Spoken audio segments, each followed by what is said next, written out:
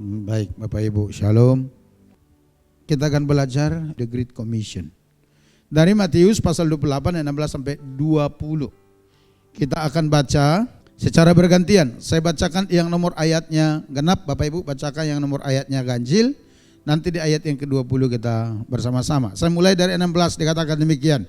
Dan ke-11 murid itu berangkat ke Galilea, ke bukit yang telah ditunjukkan Yesus kepada mereka. 1, 2, 3 ya.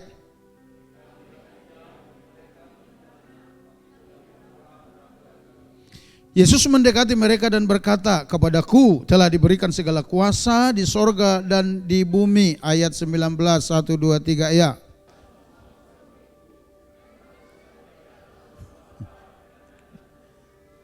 Bersama-sama 1, 2, 3 ya. Dan ajarlah mereka melakukan segala sesuatu yang telah kuperintahkan kepadamu. Dan ketahuilah aku menyertai kamu senantiasa sampai kepada akhir zaman. Next Bapak Ibu. Dari beberapa ayat ini kita mau belajar tentang The Great Commission.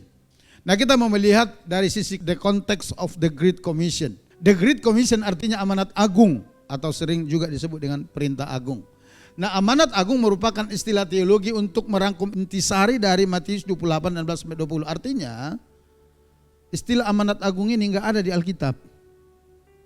Itu adalah rumusan teologi untuk menyimpulkan dari perintah yang Tuhan Yesus berikan kepada para muridnya.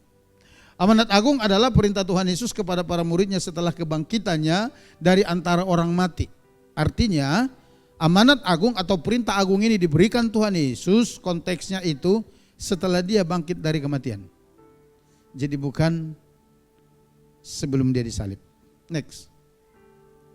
Kita lihat di bagian A dari konteks ini. Amanat agung diberikan setelah kebangkitan. Amanat agung dari sisi konteks mujizat. Artinya begini Bapak Ibu. Bahwa amanat agung ini diberikan, ini sebenarnya di dalam konteks mujizat. Nah, melalui kematian dan kebangkitan Yesus, musuh terbesar manusia telah dikalahkan, yaitu dosa, kematian, maut, dan iblis. Ada dalam 1 Korintus 15 ayat 55-7. Dan inti iman Kristen didasarkan pada peristiwa kematian dan kebangkitan Yesus Kristus. Atau saudara, kalau mau disederhanakan demikian, amanat agung itu sebenarnya itu adalah berita mujizat. Amanat agung. Kenapa itu dikatakan berita mujizat? Karena di dalam 1 Korintus 15 ayat 55 sampai 57 itu di sana dijelaskan bahwa melalui kematian dan kebangkitan Yesus, musuh terbesar kita itu dikalahkan. Dan ada pembebasan dari kemenangan Kristus itu. Bukankah itu mujizat? Nah, oleh karenanya itu harus diberitakan. Berita Injil belum sempurna tanpa adanya peristiwa kebangkitan Yesus Kristus. Iya. Karena di sini tadi dikatakan inti iman Kristen itu didasarkan pada peristiwa kematian dan kebangkitan Yesus Kristus. Itu inti iman kita. Kalau nanti Bapak Ibu dalam 1 Korintus pasal 15 itu baca satu pasal itu, sampai di sana Paulus itu berandai-andai. Dikatakan demikian, seandainya Kristus tidak bangkit dari antara orang mati, maka sia-sialah iman percaya kami kepada Yesus. Kenapa? Karena inti iman percaya orang Kristen itu ada di dalam berita kematian dan kebangkitan Kristus, bukan yang lain. Nah, itu sebabnya di sini dikatakan melalui kebangkitan Yesus Kristus karya penebusan menjadi sempurna, membuat manusia dapat menerima pengampunan dosa dan hidup yang kekal. Minggu lalu kita bicara itu. Ketika kita percaya kepada Yesus, kita memperoleh pengampunan. Karena dalam Kisah Rasul itu dikatakan tentang dialah semua nabi bersaksi bahwa setiap orang yang percaya kepada namanya, kepada Yesus, dikatakan mereka memperoleh pengampunan. Oh, itu berita besar. Itu berita yang sangat menggairahkan, memberikan sukacita bagi kita. Next. Nah, yang kedua Bapak Ibu, konteksnya ketika amanat agung diberikan, bahwa kondisi para murid saat Yesus memberi amanat agung ini perlu kita lihat. Kondisi mereka, ada murid-murid yang yakin akan kebangkitan Yesus Kristus, namun ada juga murid yang ragu-ragu akan kebangkitan Yesus Kristus. Di dalam ayat 17, Matius pasal 28 itu dikatakan ketika melihat dia, mereka menyembahnya, tetapi beberapa orang ragu-ragu. Enggak ditulis sih siapa itu yang ragu-ragu. Tapi saya menduga-duga, saudara. Mungkin salah satunya itu Thomas. Karena Thomas itu yang ceplos bicara seperti ini. Pokoknya aku tidak lihat bukti, jangan harap percaya. Saya harus melihat dulu bekas paku di tangannya dan bekas tombak di lambungnya, baru aku yakin. Tapi dikatakan beberapa orang, berarti bukan hanya Thomas. Masih ada yang lain. Jadi ketika diberikan amanat agung ini, saudara, kondisi kepercayaan para murid pada saat itu tidak sepenuh di dalam percaya kepada kebangkitan Kristus. Enggak sepenuhnya. Apakah ini berarti bagi kita? Berarti, saudara. Sampai sekarang ini merupakan gambaran dari orang-orang percaya. Ketika berita Injil disampaikan, ketika amanat agung disampaikan, saya nggak tahu di antara kita ini, syukur-syukur kalau semua kita percaya gitu loh. Tapi mungkin saja ada 1-2 orang yang apa iya gitu loh. Tapi walaupun demikian itu tidak membuat Yesus lalu membatalkan memberikan amanat agung itu, enggak. Justru Yesus melakukan yang sebaliknya. Kita lihat berikutnya, saudara. Next. Di bagian kedua kita lihat the content of the Great Commission. Artinya isi dari amanat atau perintah agung itu apa. Nah, dalam Matius 28:18 dikatakan demikian. Yesus mendekati mereka dan berkata, kepadaku telah diberikan segala kuasa di sorga dan di bumi. Sebelum Yesus mengatakan ini dulu yang Yesus lakukan. Yesus mendekati mereka dan berkata. Itu penting. Kenapa? Karena ragu-ragu tadi. Ada yang berkata, apa iya Yesus bangkit? Bahkan ketika Yesus masuk ke tempat mereka berkumpul, dalam kitab Yohanes itu dicatat, Yesus berkata, Shalom bagi kamu sekalian. Alkitab mencatat begini, hati mereka masih bertanya-tanya. Sampai Yesus berkata, mari, lihat, mari Raba. Kalau aku setan itu enggak punya tulang. Dan Yesus berkata demikian, kalau kamu kurang percaya, tolong berikan aku ikan goreng. Lalu diberikan ikan goreng, beneran loh. Kalau saudara, apa iya, berarti saudara kurang baca Alkitab tuh. Ya kan saudara. Kalau saudara berpikir, apa iya Yesus dikasih makan ikan goreng sama mereka, saudara pasti kurang baca Alkitab. Karena itu ditulis di Alkitab. Betul dikasih Yesus makan ikan goreng dan Yesus makan. Tujuannya apa? Meyakinkan mereka, saudara. Jadi sebelum Yesus memberikan amanat agung itu, Yesus yakinkan dulu mereka bahwa Yesus benar-benar bangkit dari antara orang mati. Artinya bahwa Yesus benar-benar telah mengalahkan maut. Diyakinkan para muridnya. Sekalipun berita itu sudah pernah disampaikan Yesus beberapa waktu sebelum kebangkitan itu. Tapi toh mereka ada yang kurang percaya. Dan Yesus datang mendekati mereka. Nah, setelah Yesus mendekati mereka, nah baru dikatakan ini saudaraku. Nah, jadi isinya itu yang pertama, Yesus sedang berbicara mengenai otoritas. Dikatakan pernyataan kepadaku telah diberikan, apa yang diberikan segala kuasa ini, itu konteksnya bahwa Yesus sebagai pengantara. Antara siapa? Antara Bapa di surga dengan manusia. Yakni sebagai Mesias dan pemegang seluruh otoritas yang sempurna atas seluruh ciptaan. Coba kita lihat ini ya. Kita baca, dikatakan itulah yang baik dan yang berkenan kepada Allah juru selamat kita. 4. Yang menghendaki supaya semua orang diselamatkan dan memperoleh pengetahuan akan kebenaran. Ayat 5. Karena Allah itu Esa dan Esa pula dia yang menjadi pengantara antara Allah dan manusia. Yaitu manusia Kristus Yesus, ayat 6. Yang telah menyerahkan dirinya sebagai tebusan bagi semua manusia. Itu kesaksian pada waktu yang ditentukan. Jadi ketika Yesus berkata kepadaku telah diberikan. Apa itu kuasa yang pada akhirnya nanti diberikan kepada para muridnya. Posisi Yesus di sana itu sebagai pengantara antara Bapa dengan manusia. Next.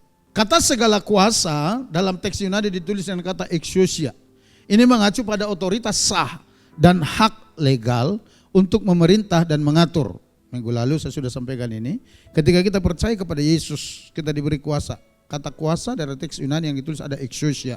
Itu artinya begini. Otoritas sah dan hak legal. Sebenarnya terjemahan letter-letternya itu adalah wibawa. Otoritas sebagai anak Allah. Nah, itu yang dipakai di sana. Kalimat di sorga dan di bumi artinya semua wewenang atau semua kekuatan rohani atau otoritas duniawi berada di dalam kendalinya. Kendali siapa? Kendali Yesus. Kenapa begitu? Karena telah diberikan, dilimpahkan kepada Yesus oleh Bapa di sorga. Termasuk diri kita yang mengaku sebagai pengikut Kristus. Jadi semua yang ada di bawah kolong langit ini, itu semua ada di bawah kendali Kristus, termasuk hidup kita. Amin. Kalau hidup kita ada di dalam kontrol Kristus atau under control Kristus, di bawah kontrolnya. Wah, itu berita yang sangat luar biasa lah saudara. Berarti Yesus yang menjadi pelindung dan pertolongan bagi kita. Firman Tuhan berkata, jikalau Yesus di pihak kita, siapa akan menjadi lawan kita? Ada? Banyak. Terus gimana? Artinya kalau Yesus di pihak kita, kita akan berada di pihak yang menang.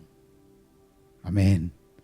Karena dia pemegang otoritas yang ada di sorga dan di bumi. Jadi para muridnya yang melakukan amanat agung tidak bertindak atas nama mereka sendiri. Kenapa? Karena para murid itu di bawah kontrol Kristus. Melainkan mutlak di bawah otoritas Kristus. Yang kedua, isi dari amanat agung adalah amanat. Nih. Ayat 29 dikatakan, karena itu pergilah, jadikanlah semua bangsa muridku dan baptislah mereka dalam nama Bapa dan Anak dan Roh Kudus. Kemudian 20a, dan ajarlah mereka melakukan segala sesuatu yang telah kuperintahkan kepadamu. Next, kita lihat apa isi amanat ini. Yaitu menjadikan murid. Kata Yunani jadikan murid adalah mateteusate. Ini merupakan kata kerja berbentuk perintah atau imperatif. Artinya begini. Ketika Yesus berkata, jadikan murid, itu bentuk kalimatnya adalah bentuk perintah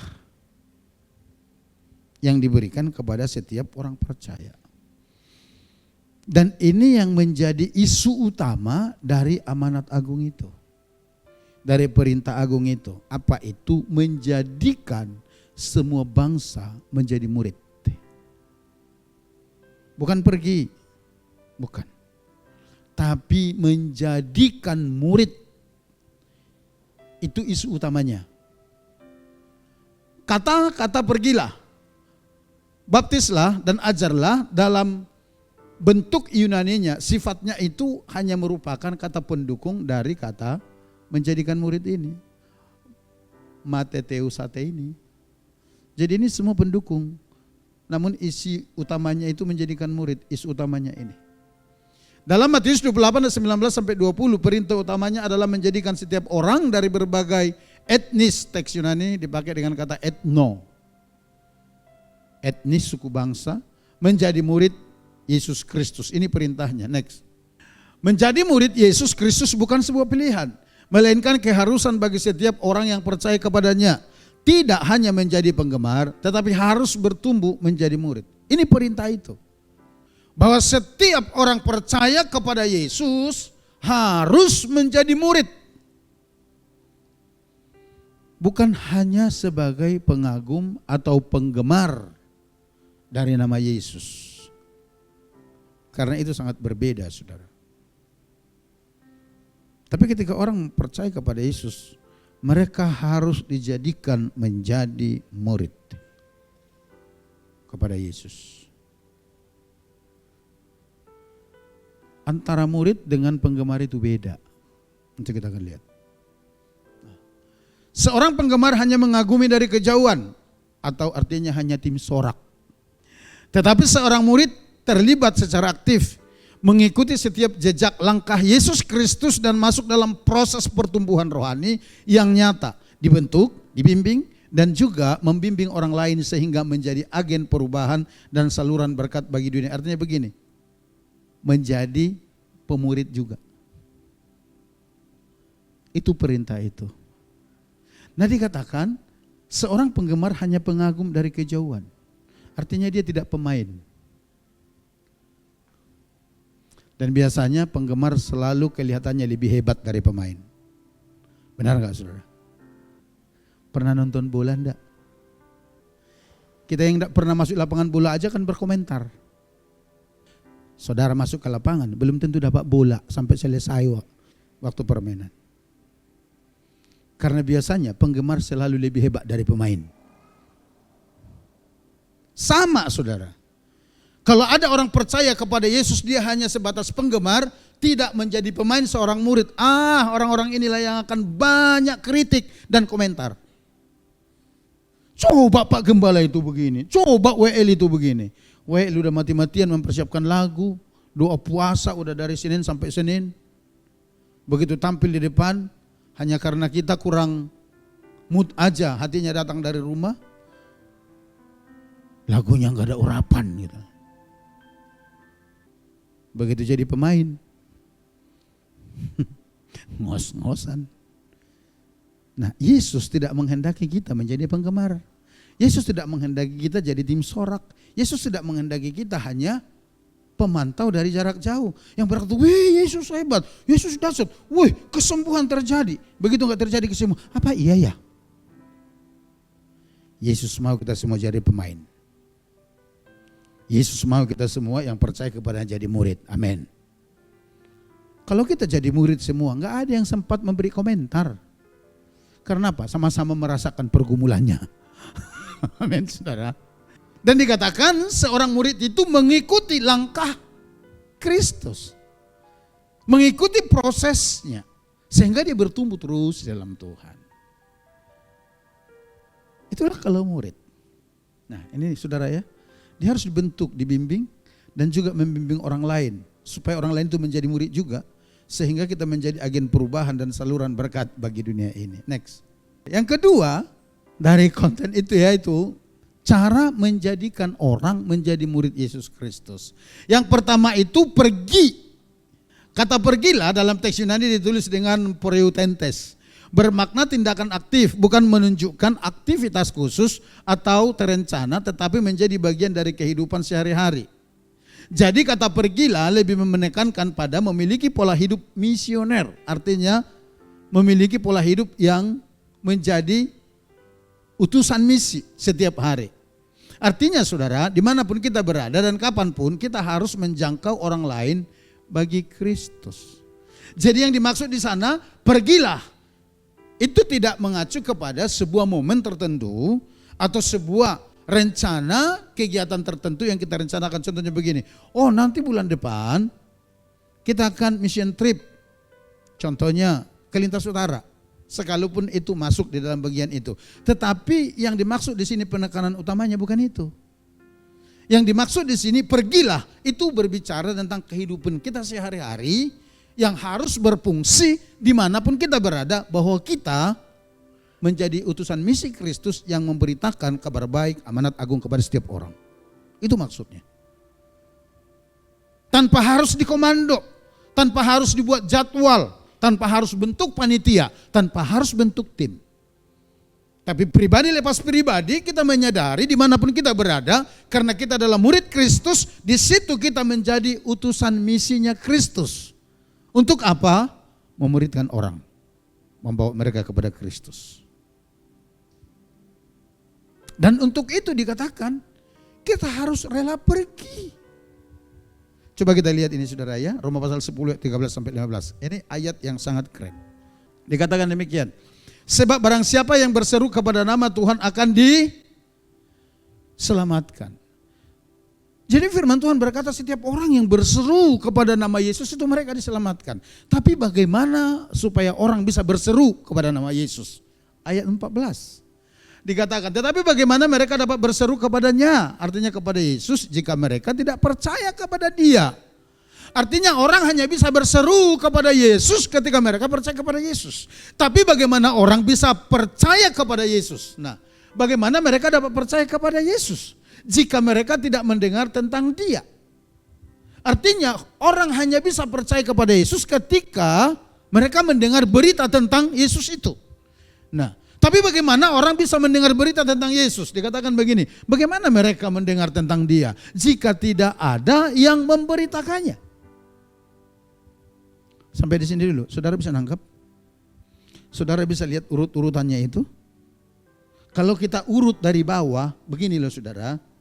Harus ada orang yang rela pergi untuk memberitakannya. Sehingga orang lain mendengar tentang Yesus. Karena mereka mendengar tentang Yesus, maka mereka percaya kepada Yesus. Karena mereka percaya kepada Yesus, mereka berseru. Karena mereka berseru, mereka diselamatkan. Itu loh maksudnya. Cuman ini diurut dari atas tadi ke bawah. Tapi kalau kita urut dari startnya, harus ada dulu orang yang rela mau pergi. Untuk apa? Untuk memberitakan tentang Yesus. Tujuannya supaya orang percaya melalui pemberitaan itu. Nah, ketika mereka percaya, mereka akan berseru kepada Tuhan. Karena mereka berseru kepada Tuhan, mereka diselamatkan. Itu maksudnya. Ayat 15. Dan bagaimana mereka dapat memberitakannya jika mereka tidak diutus? Seperti ada tertulis betapa indahnya kedatangan mereka yang membawa kabar baik. Kata diutus, ingat. Sekalipun berlaku kita mengutus utusan Injil tertentu, tetapi ini mengacu kepada sikap kita secara pribadi. Yang secara rela memposisikan diri kita, menyadari bahwa kita adalah murid Kristus, sehingga dimanapun kita berada, kita menjadi utusan kerajaan Allah yang menyampaikan kabar baik kepada setiap orang. Diawali dari kesadaran di hati kita. Menjadi murid Kristus dan memiliki tanggung jawab untuk membawa jiwa-jiwa kepada Tuhan. Tadi malam kami di Youth bincang-bincang, kami sharing lah saudara ya. Saya berbicara kepada mereka ciri-ciri orang yang mengasihi Allah. Yang pertama itu mengasihi sesama. Karena itu yang dikatakan 1 Yohanes pasal 4 ayat 20 sampai 21. Dikatakan demikian, enggak mungkin kau bisa berkata aku mengasihi Tuhan, tapi kalau kau enggak mengasihi sesamamu. Dan ketika saya tanya kepada mereka, kami sharing, ketika mendengar mengasihi sesama, apa yang terlintas di pikiran kalian? Dan mereka menjawab dengan antusias dan benar. Kesimpulannya begini, kita peduli, kita memperhatikan mereka, kita sayang kepada mereka. Dan yang terakhir, ini yang paling menohok, kita berani menegur mereka di saat mereka salah. Itu bahasa kasih.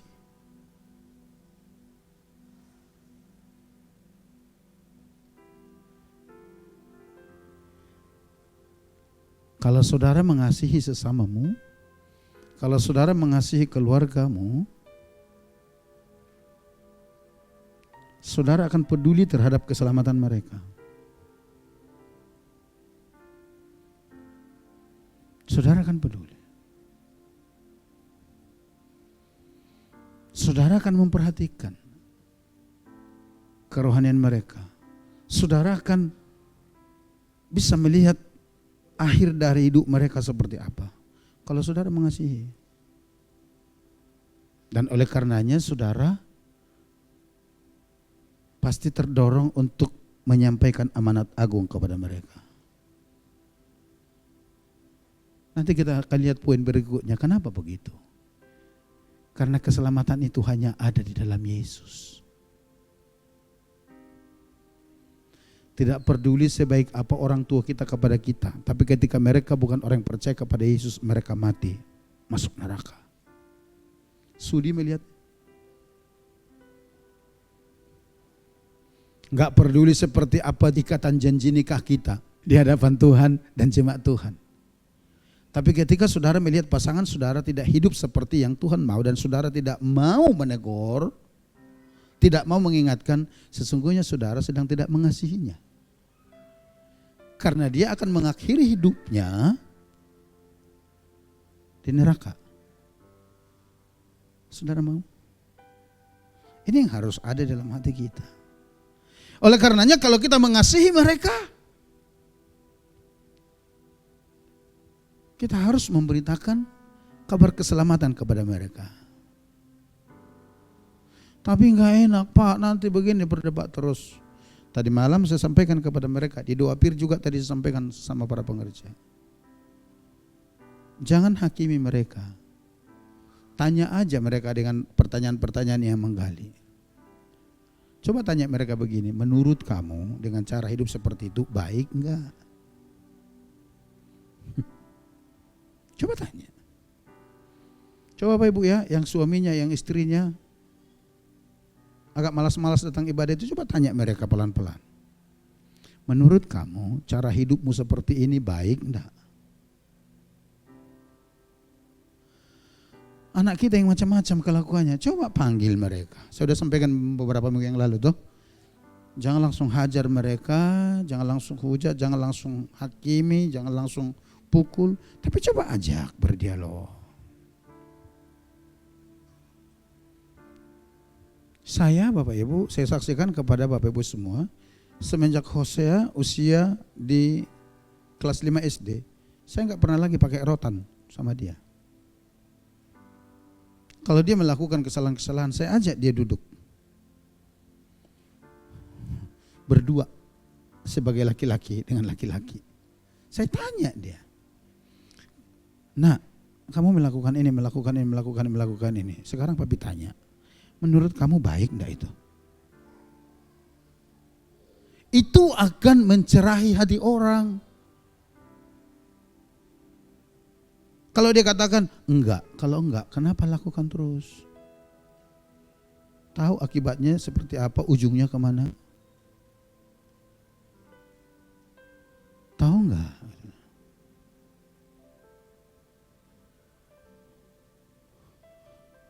Dan itu akan menyadarkan orang. Kalau dikatakan baik, apa dasarnya?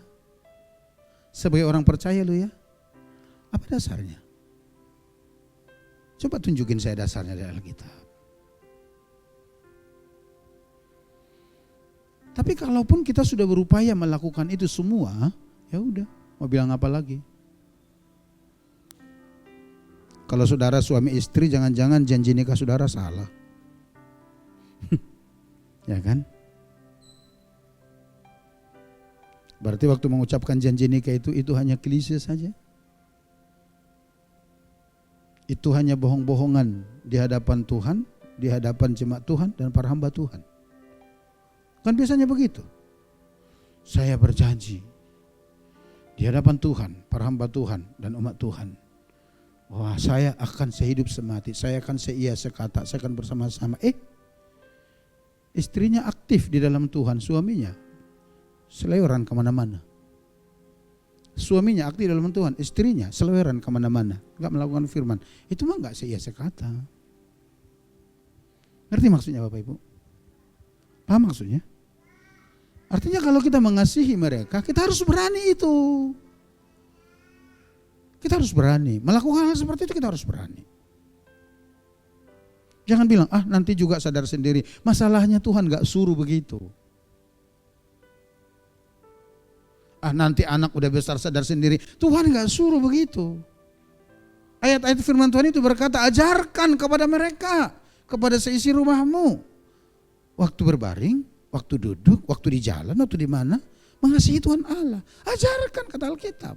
Di dalam Amsal dikatakan demikian. Ajar anak-anakmu waktu mereka masih kecil, supaya di masa tuanya mereka tidak menyimpang dari jalan Tuhan. Itu dipercayakan kepada kita loh saudara. Oleh karenanya kita harus melakukannya. Kita harus rela. Jadi bagaimana kita untuk menjadikan murid Yesus, ya kita harus rela pergi. Bagaimana supaya anak-anak kita menjadi murid Kristus, istri kita, suami kita menjadi murid Kristus. Kita harus rela menjadi utusan. Kerajaan Allah menyampaikan kepada mereka. Next. Yang kedua dikatakan baptislah.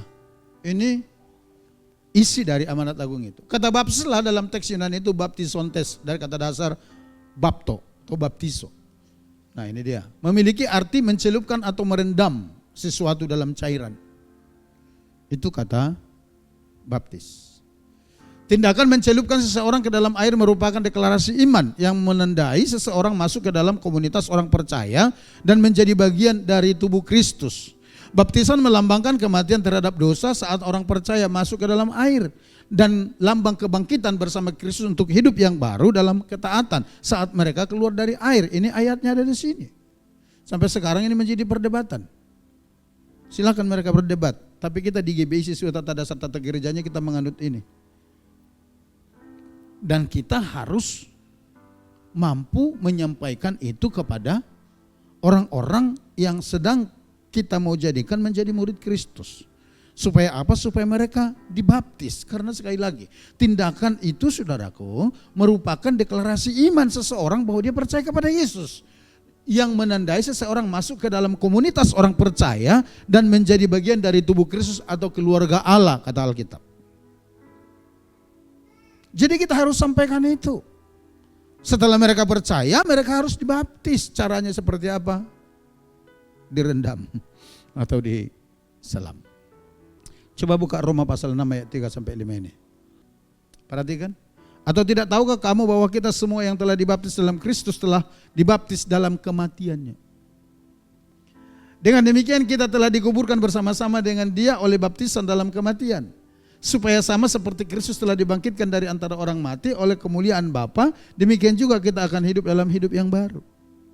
Ketika dalam Alkitab dicatat orang-orang percaya kepada Yesus dibaptis secara selam itu tidak sembarang, itu memiliki makna rohani. Ketika mereka dibaptis selam, ditenggelamkan, dikatakan itu lambang daripada persekutuan orang percaya dengan kematian Kristus, mereka dikuburkan. Apa yang dikuburkan? Dosanya, manusia lamanya. Dan ketika mereka diangkat dari air itu melambangkan persekutuan dengan kebangkitan Kristus dari kematian. Sehingga mereka menjadi manusia baru dalam Tuhan. Jelas saudara ya? Next. Nah kemudian dikatakan ajarlah. Kata ajarlah dalam teks Yunani ditulis dengan kata didas kontes. Memiliki makna bahwa pengajaran dalam pemuridan bukanlah tindakan sekali saja. Tetapi proses yang berlangsung terus menerus. Mengajar itu tidak cukup sekali. Mengajar tidak cukup hanya dari mimbar. Belajar itu tidak cukup hanya hari Minggu. Belajar kebenaran seperti ini. Tapi seperti yang dilakukan oleh jemaat mula-mula. Begitu mereka selesai dibaptis, Kisah Rasul pasal 2 berkata, mereka memberikan diri untuk diajar oleh para rasul-rasul. Mengenai apa? Kebenaran-kebenaran Allah. Supaya mereka hidup di dalam kebenaran Allah. Dan itu perlu kelanjutan, saudara.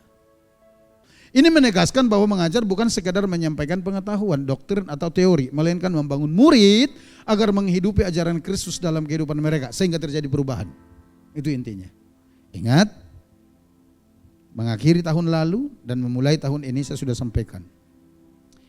Kita tidak memberdayakan atau memanfaatkan orang untuk membangun pelayanan, enggak. Tapi pelayanan yang ada yang Tuhan percayakan kepada kita, kita akan manfaatkan semua untuk membangun manusianya menjadi seperti Yesus. Amin. Amin.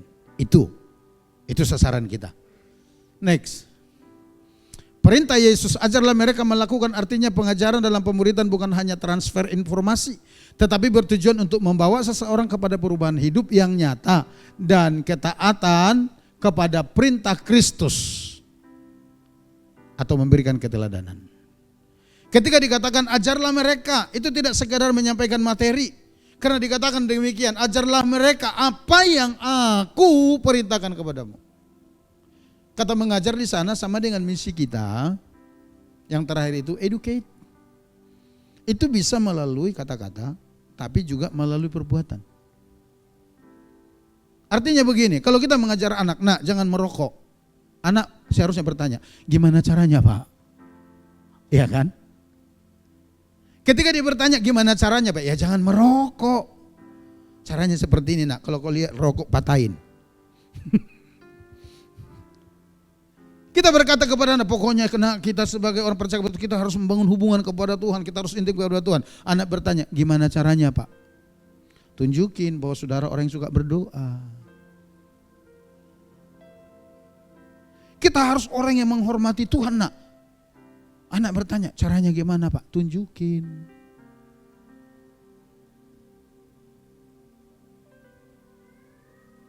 Tadi malam itu juga kita bicarakan di youth.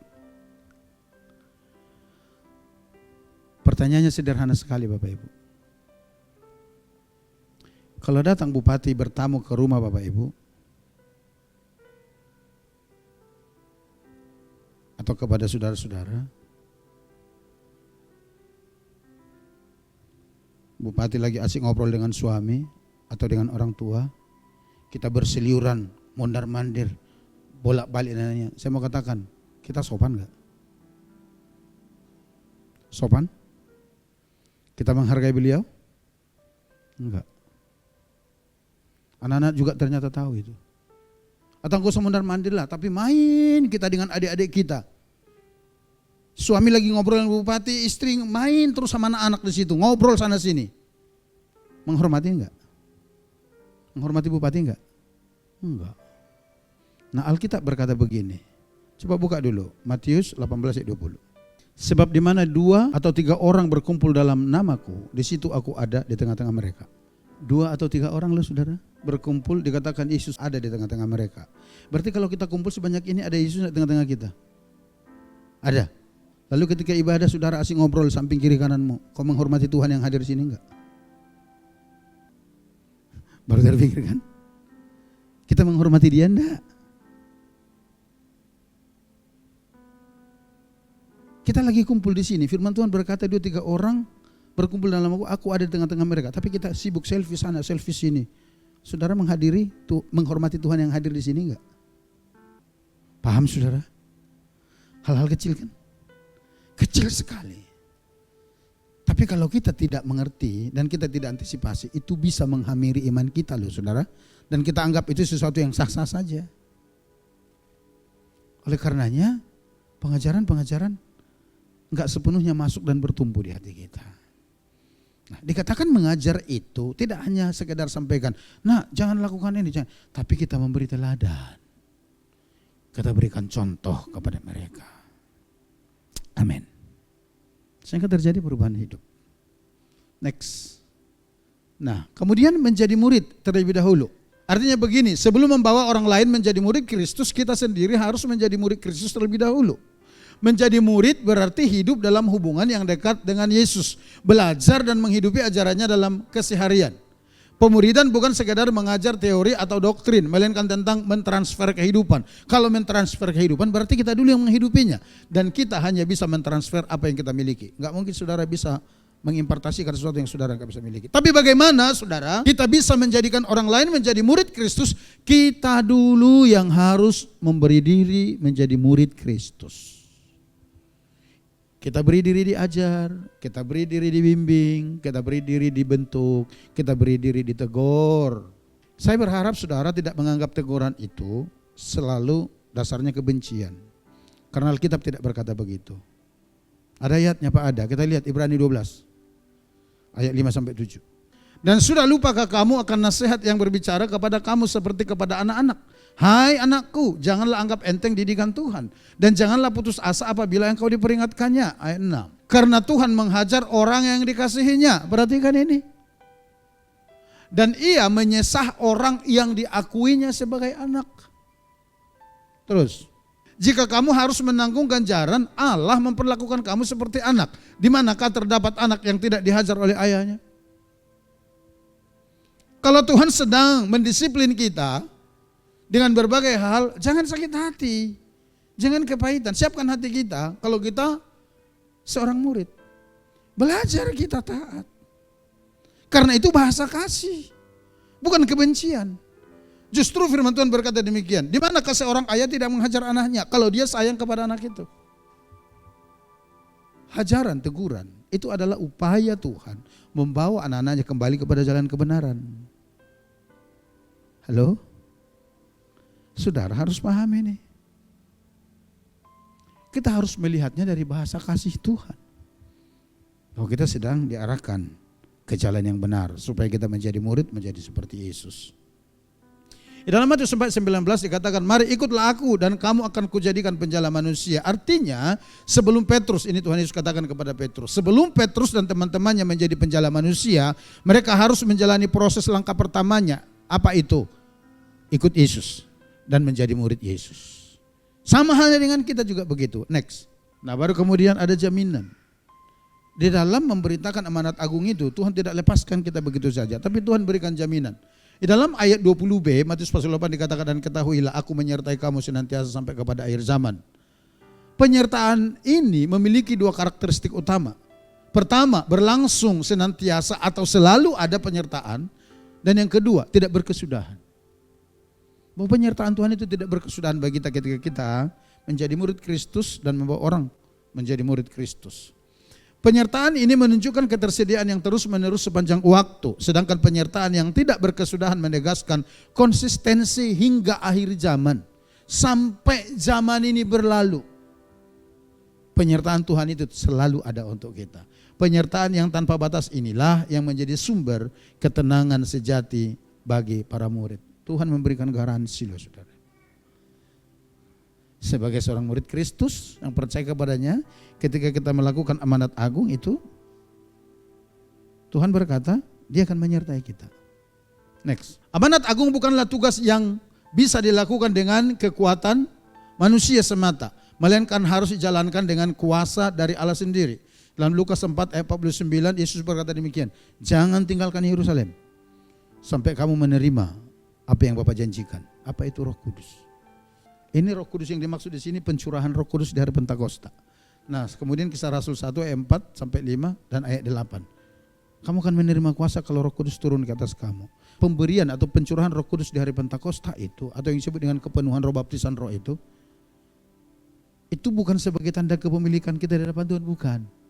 Tapi itu adalah daya, tenaga, kemampuan yang Tuhan berikan bagi kita untuk menjadi saksinya. Itu. Jadi sangat berbeda. Makanya nanti Bapak Ibu lihat dalam realitanya, orang-orang yang mengalami baptisan roh dan orang-orang yang belum, keberanian mereka untuk bersaksi itu sangat berbeda. Dengan kuasa dan urapan Roh Kudus, Petrus berkhotbah, 3.000 jiwa bertobat setelah dia mengalami kepenuhan roh, setelah dia mengalami baptisan roh. Sekali berkhotbah loh ini, 3.000 langsung bertobat. Saya rindu deh ada pengerja kita yang begitu. Sekali khotbah 3.000 bertobat di Putu Sibau. Langsung bangun gereja baru kita. Ya kan saudara? Nah, Filipus dengan sida-sida di Ethiopia. Ini unik sekali penginjilan ini. Petrus di rumah Kornelius. Kita sudah pernah bahas ini. Paulus, Barnabas dan Silas, Timotius. Ini ada di sini. Dan perhatikan, berdirinya gereja mula-mula menjadi bukti sejarah hasil pemberitaan amanat agung yang disertai urapan dan kuasa Allah melalui para murid Kristus. Bagaimana dengan kita? Atau pertanyaannya, bagaimana orang bisa mengalami baptisan roh itu? Coba kita buka Kisah Rasul 1:14. Para murid ini setelah kembali dari Bukit Zaitun mengantarkan Yesus naik ke surga di Bukit Zaitun. Lalu mereka pulang ke Yerusalem. Mereka berkumpul dalam sebuah ruangan, upper room, loteng atas. Nah, apa yang mereka lakukan ini? Mereka semua bertekun dengan sehati dalam doa bersama-sama. Dengan beberapa perempuan serta Maria ibu Yesus dan dengan saudara-saudara Yesus. Sampai roh itu dicurahkan. Di dalam Lukas tadi coba buka lagi. Aku akan mengirim kepadamu apa yang dijanjikan Bapakku. Tetapi kamu harus tinggal di dalam kota ini sampai kamu diperlengkapi dengan kuasa dari tempat Maha Tinggi. Apa itu? Pencurahan roh itu. Ketika Yesus naik ke surga, mereka menantikan janji itu. Apa yang mereka lakukan? Selama 10 hari. Berdoa bersama-sama dalam ketekunan kata Alkitab. Menantikan janji itu. Sampai janji itu dicurahkan. Ketika mereka mengalami Petrus khotbah, sekali khotbah 3.000 orang bertobat. Jadi caranya bagaimana? Berdoa. Kita di sini setiap hari Selasa malam ada doa bersama. Jangan lewatkan itu. Ayo ikut ambil bagian di dalamnya. Kita berdoa bersama-sama. Kita minta kepada Tuhan. Seperti yang Yesus janjikan. Biar kita mengalami apa yang dimaksud dengan baptisan roh, kepenuhan roh itu. Yang memampukan memberdayakan kita menjadi murid Kristus, menjangkau jiwa bagi Kristus. Saudara mau melihat lebih banyak lagi orang-orang dimenangkan di kota ini? Halo saudara, itu tidak bisa terjadi dengan kekuatanmu. Itu harus ada penyertaan dari Roh Kudus untuk kita. Dengan cara bagaimana? Mintalah apa yang Bapa janjikan. Ketika itu diberikan kepada kita, itu yang akan memampukan kita menjadi saksi Kristus. Mari kita datang kepada Tuhan.